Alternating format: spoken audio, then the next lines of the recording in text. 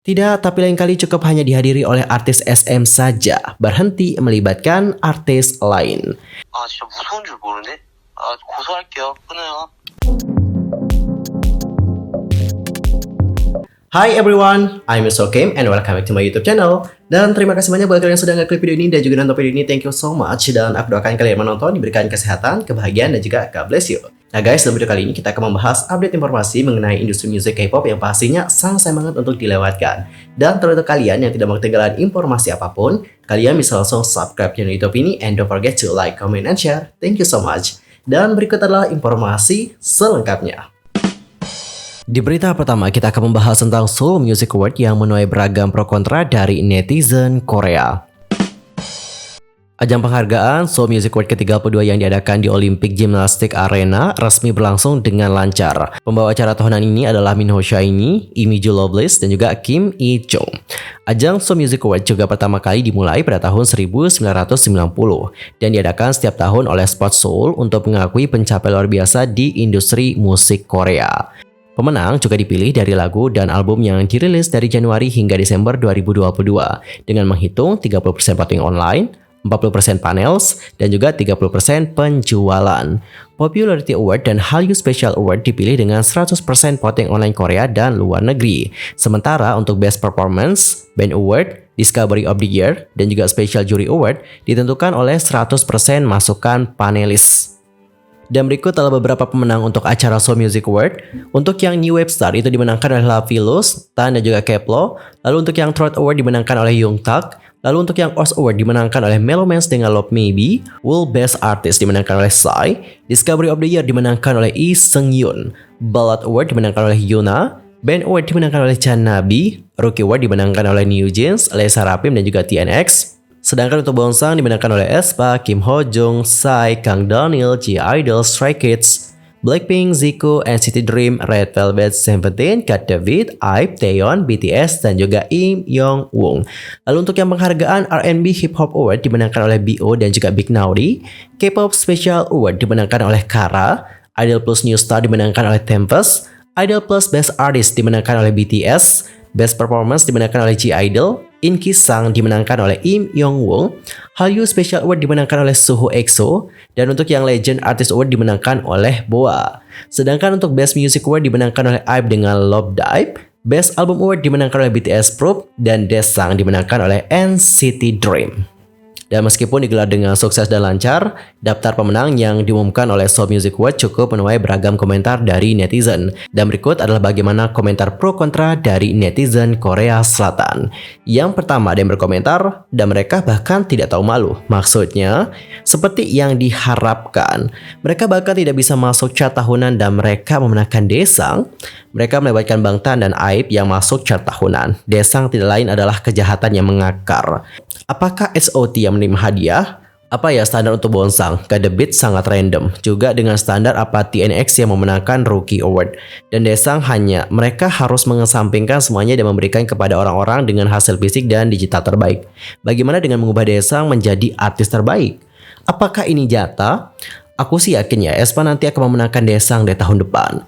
Tidak, tapi IVE seharusnya memenangkan Daesang. Apa ini? Lalu ada juga yang berkomentar, tidak, tapi lain kali cukup hanya dihadiri oleh artis SM saja, berhenti melibatkan artis lain. Dan guys, bagaimanakah pendapat kalian mengenai hal yang satu ini? Kalian dapat langsung sampaikannya bagaimana opini kalian di kolom komentar. Dan kita akan masuk ke berita kedua, yaitu tentang JN yang sudah meminta maaf untuk kedua kalinya. Di awal bulan ini, J mendapatkan kecaman untuk secara langsung Weverse di mana dia dan Songhun membahas tentang sejarah Korea.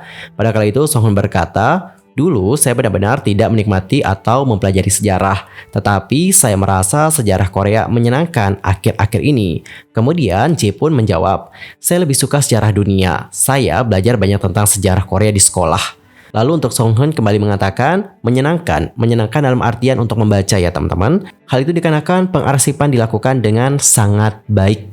Kemudian J kembali berkata, tapi ada juga ini, karena saya sangat suka belajar sejarah, saya melihat tidak banyak informasi untuk dipelajari tentang sejarah Korea. Kemudian Songhun tidak setuju dengan mengatakan kembali, ada banyak loh informasi, semuanya direkam, peristiwa demi peristiwa. Kemudian J melanjutkan dengan mengatakan kembali, jika Anda belajar selama beberapa minggu atau membaca sepintas, lalu itu akan berakhir dengan sangat cepat. Rasanya seperti cerita pendek. Dengan negara lain, sejarah tidak pernah berakhir. Saya juga telah mempelajari sejarah banyak negara, dan itu terus berlanjut tanpa akhir. Nah teman-teman, pernyataan dari J inilah yang mendapatkan kecaman dari netizen Korea.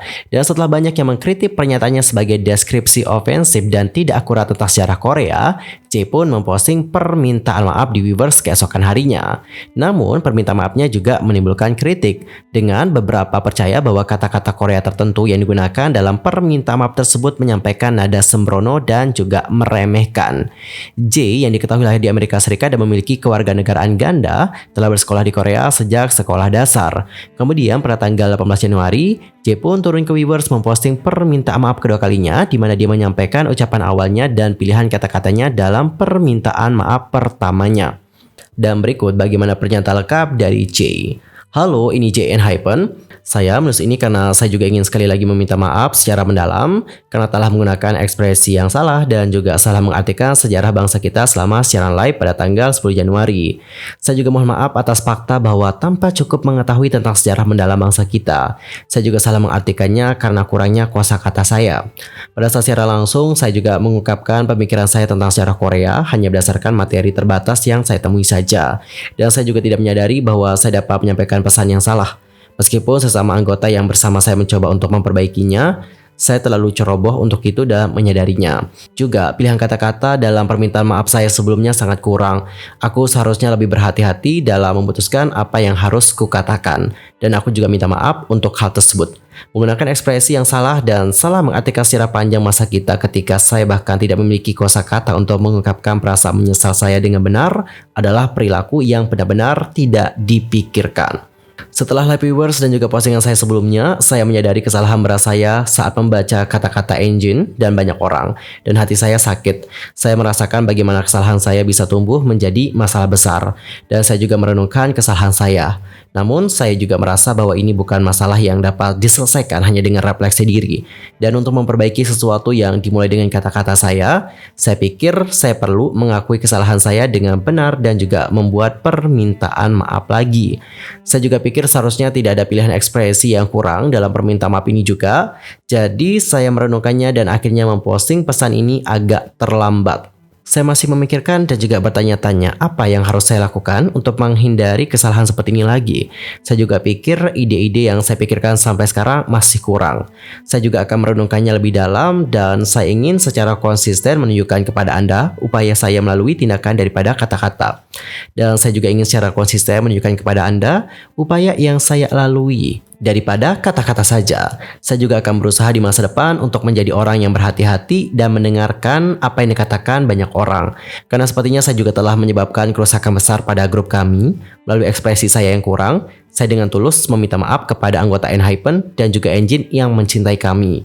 Saya juga akan berusaha untuk tidak hanya mengatakan ini dengan kata-kata, tetapi untuk benar-benar menjadi orang yang lebih baik dan berdiri di hadapan Engine. Baik teman-teman, seperti itulah bagaimana permintaan maaf dari JN Hypen. Dan bagaimanakah pendapat kalian mengenai hal yang satu ini? Nanti kalian bisa langsung sampaikan di kolom komentar. Dan untuk berita terakhir kita akan membahas tentang detail dari Saseng NCT Haechan yang terungkap di tengah investigasi dari NCTzen.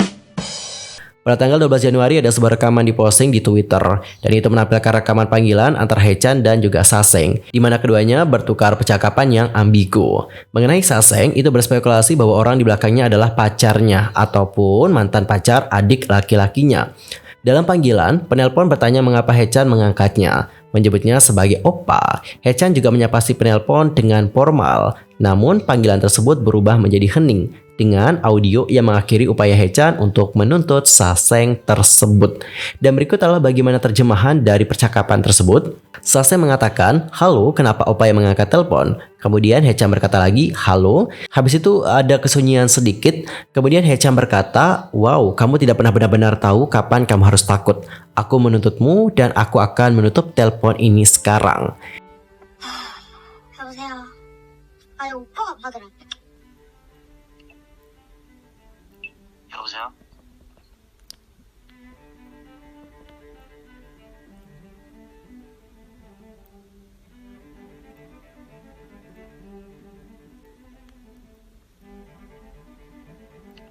아, 진짜 무서운 줄 모르네? 아, 고소할게요. 끊어요.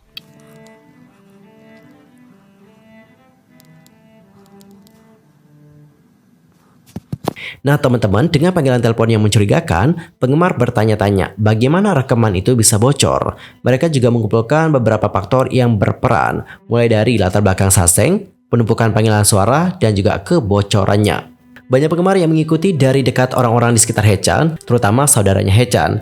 Ini adalah kejadian alami bagi para penggemar, karena mereka juga terpesona mengetahui anggota keluarga idol mereka. Citizen juga telah memperhatikan untuk sementara waktu bahwa saudaranya Haechan tidak menyembunyikan kedekatannya dengan sang idol. Dalam satu contoh misalnya, saudara dari Haechan juga memposting foto sebuah Porsche. Dan setelah itu penggemar berspekulasi bahwa Haechan telah membeli mobil dan menghindari mobil tersebut. Banyak penggemar yang kecewa dengan saudara Haechan yang ingin membual tentang mobilnya. Sebagai konteks, memiliki mobil di usia muda dapat berdampak pada privasi seorang idol, bahkan menodai citra mereka juga. Selain itu, Citizen juga menceritakan bagaimana pacar dari saudaranya Haechan sering mengganggu fandom.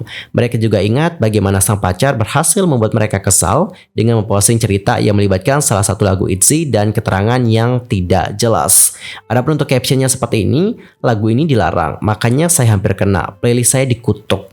Dan segera setelah itu, penggemar berspekulasi bahwa konteksnya berkisar pada rumor kencan dari Haechan dan juga Ryujin. Mengikuti postingan tersebut, penggemar menyimpulkan bahwa Haechan, sang pacar dan juga saudara Haechan semuanya berada di mobil yang sama. Satu persatu fans angkat bicara dan juga mengklaim bahwa saudara dan juga pacar hanya mencari perhatian saja. Saudaranya juga didakwa mencoba menggunakan pengaruh dari Haechan untuk berteman dengan penggemar. Faktor lain yang berperan adalah saudara laki-laki Haechan berteman dengan penggemar online. Mereka juga menuduhnya mendapatkan perhatian dan juga pengaruh melalui fanbase-nya Haechan. Screenshot layar tambahan juga dipublikasikan bersama dengan laporan bahwa saudara laki-laki Haechan yang dikenal dengan nama Lee Dongmin telah menambahkan penggemar ke percakapan grup pesan rahasia dan menambahkan beberapa di antaranya di Instagram. Menyusul masalah tersebut, rekaman audio menyebar seperti api melalui penggemar. Menurut cerita dari sang pacar, mereka diduga pergi minum bersama setelah Haechan hiatus dari tur karena kondisi kesehatannya yang buruk. Rekaman suara itu juga bocor bersama dengan klaim bahwa Haechan telah mengetikkan panggilan di telepon. Sementara itu, belum ada pernyataan resmi yang dirilis terkait isu tersebut. Menurut sumber, pacar saudara laki-lakinya itu menjelaskan bahwa dia telah putus dengannya dan membantah klaim bertemu dengan Haechan juga. Dicatat yang punya pacar adalah saudaranya Haechan ya, bukan Haechan, yang salah paham. Dan teman-teman, bagaimana pendapat kalian tentang masalah ini? Berikan pendapat kalian di kolom komentar.